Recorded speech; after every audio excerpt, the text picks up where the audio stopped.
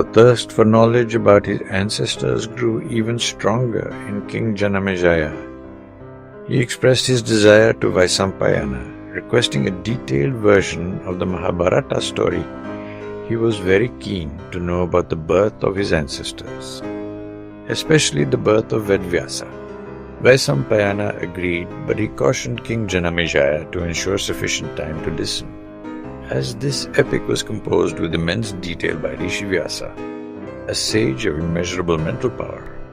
Vaisampayana also highlighted the numerous benefits of reading the Mahabharata, emphasizing its spiritual and moral. The story of King Uparichara Vaisampayana began his narration with the story of King Uparikara, also known as Vasu, who conquered the kingdom of Chede. Under the divine guidance of Lord Indra, King Uparikara was a just and valiant ruler whose prowess in battle was unmatched. After establishing peace and prosperity in his kingdom, he sought a higher purpose and decided to retire to a secluded place to perform severe austerities. However, his penance caused concern in the heavens. Lord Indra, alarmed by the growing power of King Uparikara's virtue, appeared before him. Worried that the king might aspire to challenge the gods or become their ruler, Indra engaged him in a conversation. The Lord praised the king's dedication, but persuaded him to abandon his ascetic practices, emphasizing his duty as a ruler. Having won King Uparichara's confidence, Lord Indra gifted him a celestial crystal car, a vehicle that only divine beings could use. Additionally, he gave the king a bamboo pole as a symbol of his authority to uphold justice and law.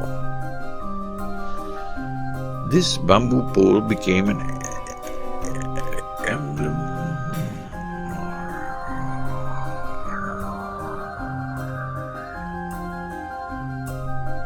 This bamboo pole became This bamboo pole because this bamboo pole this bamboo pole. The dynasty of King Uparichara and his queen Girika had 5 sons: Vrihadrata, Pratyagraha, Kusamba, Mavela, and Yadu. These sons were known for their exceptional energy and skill in battle. The king entrusted each of them with the governance of 5 provinces within his kingdom, ensuring that the realm was well administered and prosperous. Over time, these princes established their own dynasties, which flourished and became renowned across the land. The river Shuktimati and Girika. While traveling in his celestial car, King Uparichara encountered a peculiar sight. The river Shuktimati, struggling against the mountain Kolahala, seemed to be obstructed in its flow. Kolahala, personified as a mountain, was driven by lust and refused to let the river pass. Using his divine powers, King Uparikara subdued Kolahala, striking the mountain and creating an indentation that allowed the river to flow freely.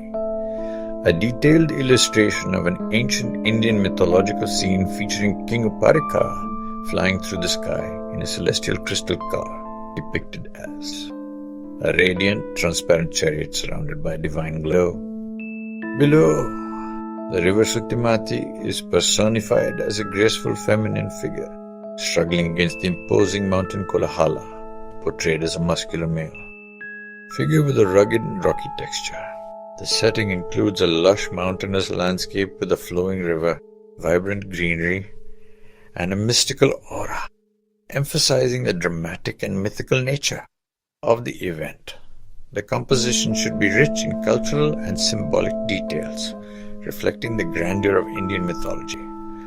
King Uparichara going to heaven with crystal car. On the way he sees river Shuktimati struggling against mountain Kolahala. This act of liberation resulted in the birth of 2 children from the union of the river and Kolahala.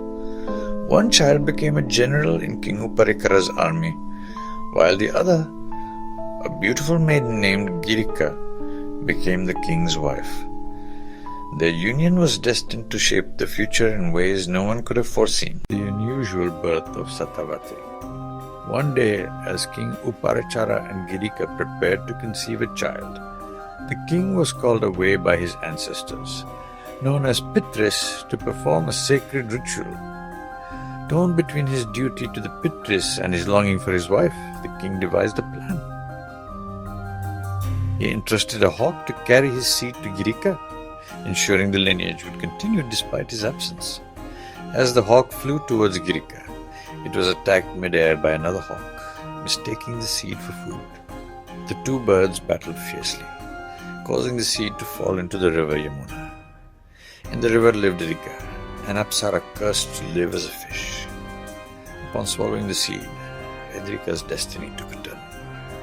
10 months later, fishermen caught the fish, and from its stomach emerged 2 human children, a boy and a girl.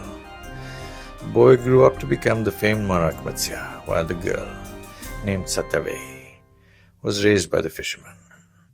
Though born amidst unusual circumstances, Satyavati's destiny was intertwined with greatness. Satyavati's encounter with Rishi Parasara and birth of Vedvyasa Satyavati grew into a stunningly beautiful woman, though she carried a distinct fishy odor due to her unusual birth. As a fisherman's daughter, she ferried passengers across the Yamuna River. Her beauty and grace caught the attention of many travelers, but her life changed forever when she met Rishi Parasara. A detailed illustration of an ancient Indian mythological scene featuring Rishi Parasara, tall, dark and handsome with wheatish skin, sitting in a canoe, styled big boat driven by Satyavati, beautiful girl with whitish skin and black hair. The river Yamuna is gently flowing and there is dense fog surrounding them. The scenery depicts love and passion amongst both of them. This encounter eventually leads to the birth of Vedvyasa Rishi Parasara, with Satyavati steering the boat while they are in an intense conversation. The sage, captivated by her charm, expressed his desire to unite with her. Satyavati, however, was hesitant. She reminded him of societal norms and her duties to her father. Rishi Parasara, understanding her concerns, used his divine powers to create a dense fog, ensuring their privacy. To further ease her apprehensions, he granted her 2 boons. The first allowed her to retain her virginity even after their union, protecting her reputation in society. The second transformed her body's odor into a divine fragrance akin to blooming flowers. From that day onward, she became known as Gandavati. Their union bore fruit the same day, resulting in the birth of a son named Krishna Dvaipayana, later known as Vedvyasa. The child's birth on an island in the Yamuna gave him the epithet island born. In future, this child became the arranger of Vedas and the great tutor of great sages like Sumanta, Yamini, Paila, Suka, son of Paila, Vesampayana. He taught them Vedas and the great Bharata published by him. Their union bore fruit the same day, resulting in the birth of a son named Krishna Dvaipayana, later known as Vedvyasa. The child's birth on an island in the Yamuna gave him the epithet island born.